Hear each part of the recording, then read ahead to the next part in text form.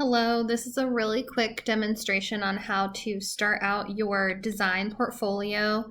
This portfolio is geared specifically to Interior Design 1, but is applicable to other classes as well. Just make sure you're following the rubric so you understand what should be your title and your format and so on. So the first thing to know is you're going to do your cover page, and then you're going to do a page on personal aesthetic. This is all being created in one document, and we're going to add on to this for the entire class, so for the whole semester. So please make sure you're following directions according to this video and not creating one document for each page. We're just going to create one large document and add on to it from there. So to begin, you're going to go to File, New, and then Document. When this opens up, make sure you change the units to inches, Create. Now we're ready to do our cover page. According to your rubric, your cover page needs to have the class that you're in and also your name. So it's important that we start to create or use fonts that are going to be the same throughout the entire portfolio. So you'll notice as we start doing this, when I put up examples, my title font is the same for every page, and then my text font or my description font is the same on every page as well. That way we have that professional consistency throughout the entire document. So I'm going to go over here and I'm going to use my type tool and draw a text box for my title. So my title of my cover page is the class that I'm in. So let's say I'm in Interior Design 1. I'm going to change the font on here. So I've decided that I want this font to be my title font. And I'm going to raise up the size of the font as well. And then we want to make sure we center this in the page. That looks great. And then I'm just going to copy this text box. That's just easier. So you can right click and copy. I use the shortcut Control C. And then to paste this, Control V as in vocal cords. I'm going to now put my subtitle, which according to your directions should be your name. Since this is my subtitle, I want to change my font to whatever I've decided. So I like this one, and I'm going to make the font size a little bit smaller. And then I need to raise this up a little bit for formatting. Again, you can press W on your keyboard so you can see everything without the frames. I like the way that looks. It's not everything has to be centered perfectly in the middle of the page. I like that it's up just a little bit. Now I'm ready to add my page in for my personal aesthetic side of the assignment. When you guys do this, do not do File, New. That's going to create a whole new document. We just want a new page within this document.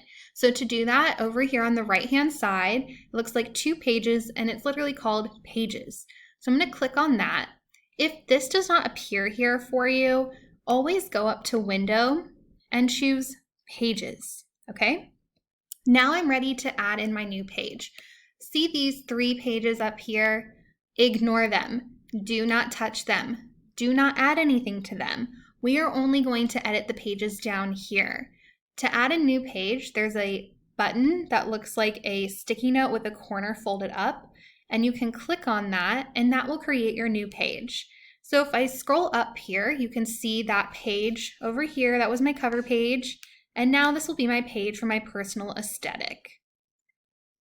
For the personal aesthetic assignment, you need to find 9 images that are interior design related and are your personal aesthetic for interior design. So it's okay if yours looks totally different from someone else's in the class or totally different from mine. This is my aesthetic. This is what I like.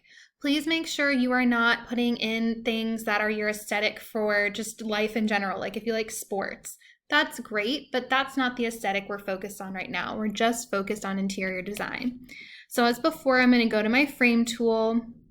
I'm going to create my 9 boxes by dragging about 3/4 of the way down and using my right arrow key twice and my up arrow key twice. I'm going to let that go.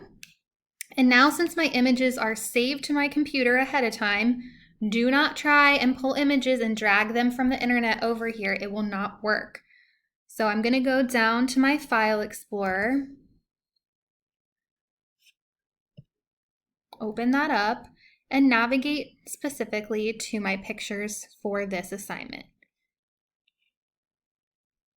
You can drag them in one by one, or you can hold your control key and specifically select the images you want to use for this assignment. I'm going to let go of my control key and now drag over here.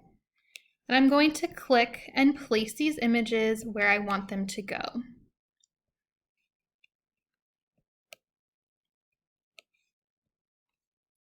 Remember, the formatting should look like a grid. So if you have any images that you have that look like this,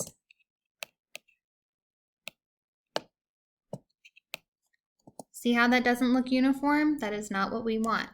So you want to make sure if you have images that appear like that, you right click on the frame, fitting, fill frame proportionally.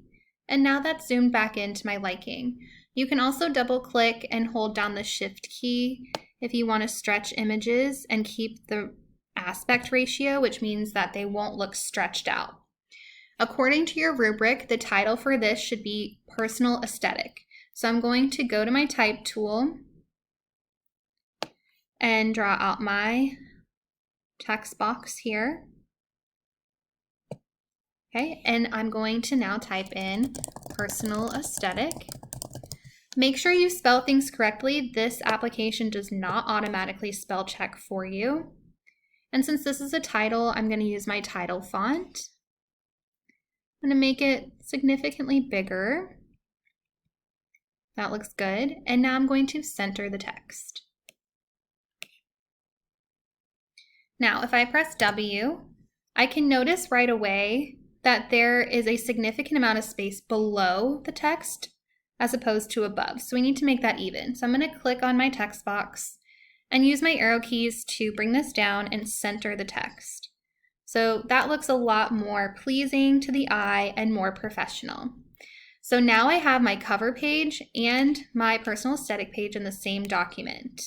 I'm going to go up here and we are ready to export.